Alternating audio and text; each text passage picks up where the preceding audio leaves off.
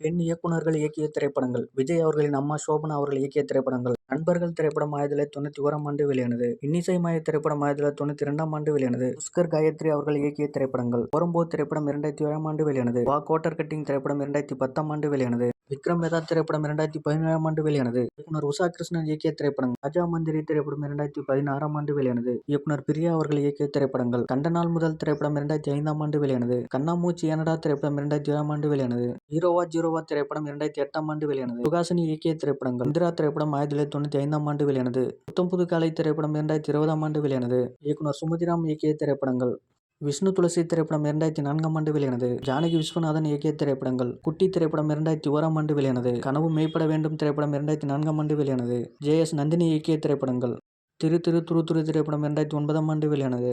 கொலை நோக்கும் பார்வை திரைப்படம் 2014ஆம் ஆண்டு வெளியானது.